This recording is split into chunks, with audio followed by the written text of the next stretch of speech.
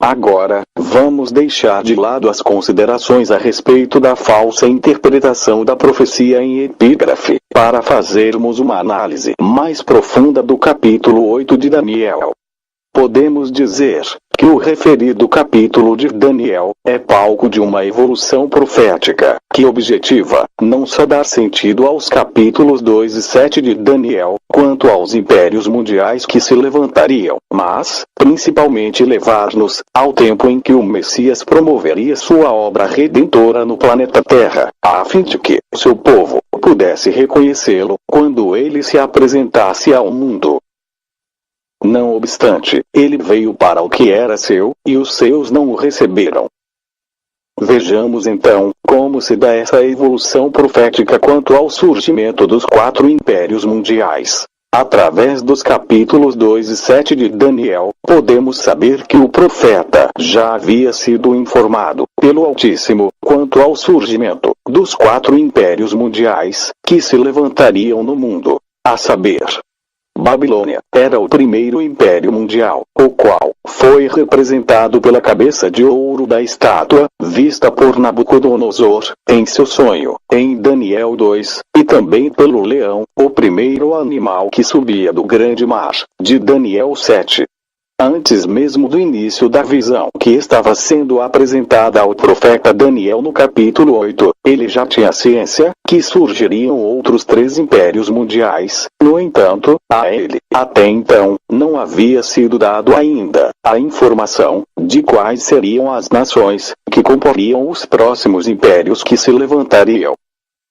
O povo de Israel, do qual Daniel fazia parte, já havia sido subjugado por Babilônia. O profeta já sabia que mais cedo ou mais tarde, Babilônia cairia e daria lugar a um segundo império mundial. Foi, no entanto, através desta nova visão, que Daniel ficou sabendo que Babilônia seria subjugada pelos medos e pelos persas, nações que comporiam o segundo império mundial, os quais já haviam sido representados pela parte de prata da estátua, vista por Nabucodonosor em Daniel 2, pelo urso, o segundo animal que subia do grande mar em Daniel 7, e agora, em Daniel 8, pelo carneiro de 2 chifres. O profeta viu ainda que os medos e os persas seriam subjugados pela Grécia, dando assim início ao terceiro império mundial, o qual, nesta visão, estava sendo representada por um bode, que possuía um chifre notável entre os olhos. Este mesmo império já havia sido representado pelo bronze da estátua vista por Nabucodonosor em Daniel 2 e também pelo leopardo, terceiro animal que subia do grande mar em Daniel 7. Quanto ao chifre notável que o bode possuía entre os olhos, ele foi informado que representava o primeiro rei da Grécia, e que este rei morreria no auge do seu poder, e em pleno vigor da juventude. Hoje, sabemos que este rei foi Alexandre o Grande, e que ele, supostamente morreu de malária, no auge de seu poder. O general macedônio, que conquistou quase todo o mundo conhecido de sua época, contraiu a febre maligna quando partia com seu exército, no início de junho de 323 antes do Messias, para mais uma campanha, e morreu aos 33 anos de idade. Viu ainda o profeta, que imediatamente, após o chifre notável ser quebrado, subiram 4 outros em seu lugar, ou seja, após a morte de Alexandre o Grande, o seu reino seria dividido entre 4 reis, os quais não teriam a mesma força que ele, portanto, deixariam gradativamente de ser um império mundial, e ainda que os mesmos se localizariam cada um deles, junto a um dos 4 ventos dos céus, em outras palavras, um ao norte, outro ao sul, outro a leste, e outro a oeste. Hoje sabemos que este grande império foi dividido em 4 partes, entre os 4 generais de Alexandre o Grande, a saber, Cassandro, Lisímaco, Seleuco e Ptolomeu. O profeta então é informado que após a Grécia ser dividida para os 4 pontos cardeais, e perder sua força imperialista, de um destes pontos, surgiria um 4º império mundial, que é descrito como sendo no início apenas um chifre pequeno, o qual cresceu muito para o sul, e para o oriente, e para a terra prometida. E ainda que se engrandeceria até o exército do céu, e lançaria por terra algumas das estrelas desse exército, e as pisaria. Este pequeno chifre que surge de um dos pontos cardeais da Terra é na verdade uma representação profética do nascimento de Roma, a qual fora anteriormente representada pelas pernas de ferro da estátua, que foi vista por Nabucodonosor em Daniel 2, e pelo 4º animal de Daniel 7, o qual era terrível e diferente de todos os outros, e agora, pelo chifre de Daniel 8, que começou pequeno, mas cresceu em poder, na direção do sul, do leste, e da terra prometida, e ainda que se engrandeceria também, até o exército do céu e seu príncipe, o qual nós sabemos ser o Messias. Depois disso, o enfoque escriturístico de Daniel 8 é direcionado até o tempo em que o Messias seria julgado, condenado e morto por Roma. Isso se deu através dos versículos 10, 11 e 12 do capítulo 8 do livro de Daniel. Confira comigo. E se engrandeceu até o exército do céu, e lançou por terra algumas das estrelas desse exército, e as pisou. Sim, ele se engrandeceu até o príncipe do exército, abre parênteses, o Messias, fecha parênteses. E por ele, abre parênteses, o Messias, fecha parênteses, foi tirado o holocausto contínuo, e o lugar do seu santuário, abre parênteses, o segundo templo, fecha parênteses, foi lançado por terra. E o exército lhe foi entregue, abre parênteses, os apóstolos e os que creram na pregação, fecha parênteses, juntamente com o holocausto contínuo, por causa da transgressão. Lançou a verdade por terra, abre parênteses, lembre-se que o Messias disse, eu sou o caminho, a verdade e a vida, e também que foi Satanás através de Roma na pessoa de seu rei, que lançou a verdade por terra, fecha parênteses, e fez o que era do seu agrado, e prosperou. Na continuação dos versículos lidos anteriormente, surge uma pergunta, a qual o próprio profeta Daniel faria ao anjo, caso ele houvesse compreendido aquilo que a ele acabara de ser dito. No entanto, como ele não fez a pergunta pelo fato de já não mais estar entendendo o significado da visão, um dos próprios anjos que observava a visão que estava sendo dada a Daniel, se adiantou e fez a pergunta, pois era necessário que a resposta proveniente desta pergunta viesse a ser proclamada ao povo do Altíssimo.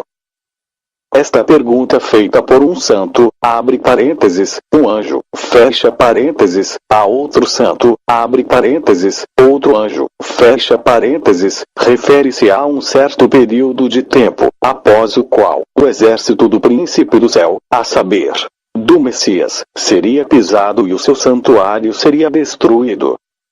Vou ler o versículo na íntegra. Depois ouvi um santo que falava. E disse outro santo àquele que falava, até quando durará a visão relativamente ao holocausto contínuo, e à transgressão assoladora, para que seja entregue o santuário e o exército, para serem pisados. Daniel 8, 13.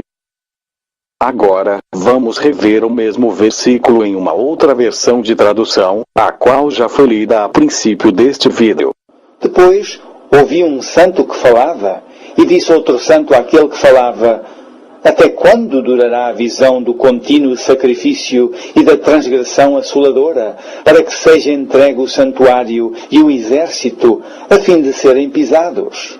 Notem que na primeira versão lida o anjo diz, até quando durará a visão relativamente ao holocausto contínuo, e à transgressão assoladora, para que seja entregue o santuário e o exército, para serem pisados.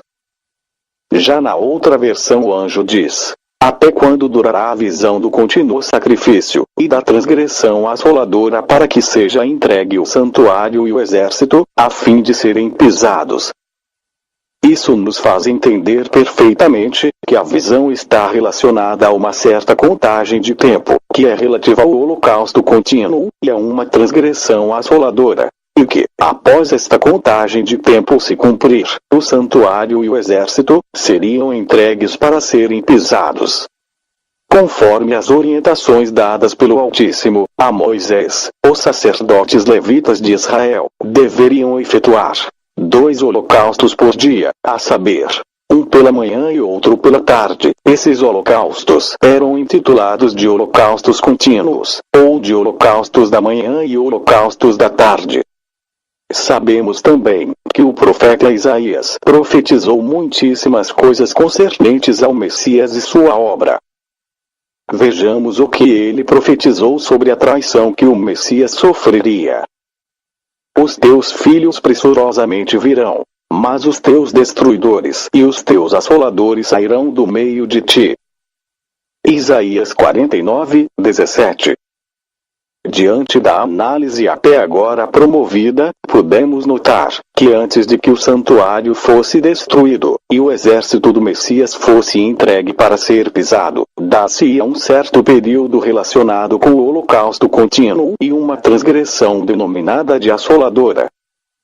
Podemos deduzir também que este período ou contagem de tempo se refere ao ministério do Messias, pois no versículo 11 do capítulo 8 de Daniel lemos: E se engrandeceu até ao príncipe do exército, e por ele foi tirado o contínuo sacrifício, e o lugar do seu santuário foi lançado por terra. Vamos analisar esta frase em detalhes, para entendermos a profecia. Daniel está narrando o versículo 11 do capítulo 8, e diz: E se engrandeceu até o príncipe do exército. Eu pergunto, quem é que Daniel alega que haveria de se engrandecer até o Messias? Sabemos que Pôncio Pilatos foi prefeito da província romana da Judéia do ano 26 da era atual, até o ano 36, ou começo do 37. Sua jurisdição chegava até Samaria e a Idumeia. O título do cargo que exerceu foi o de praefectus, prefeito, da mesma forma que todos aqueles que ocuparam esse cargo antes do imperador Cláudio. O título procurador que alguns antigos autores utilizam para referir-se a este cargo é um anacronismo. Os evangelhos referem-se a ele de forma genérica com o título de governador. Pilatos, como prefeito, tinha que manter a ordem na província e administrá-la tanto judicial como economicamente.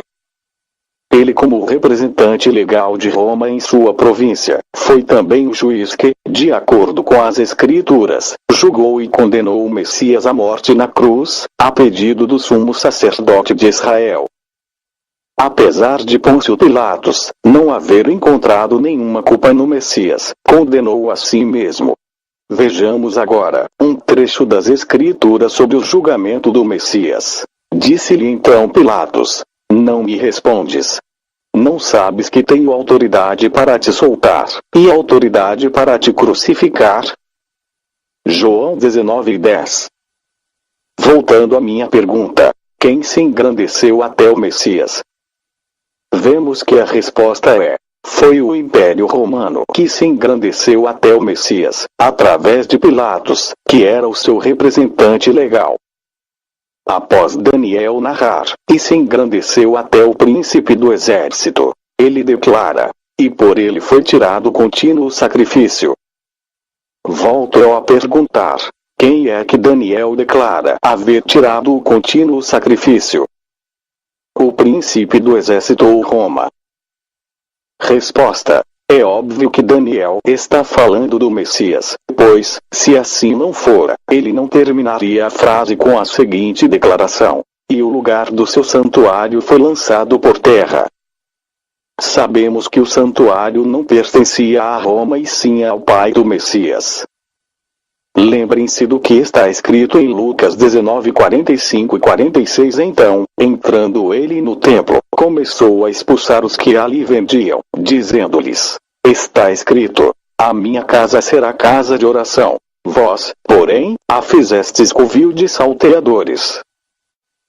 Agora, vamos analisar as palavras que compõem a resposta do anjo, que determinava até quando duraria a visão referente ao sacrifício contínuo e à transgressão assoladora que o Messias sofreria, da parte de Judas Iscariotes, dos dirigentes de Israel e principalmente de Roma, que o mataria.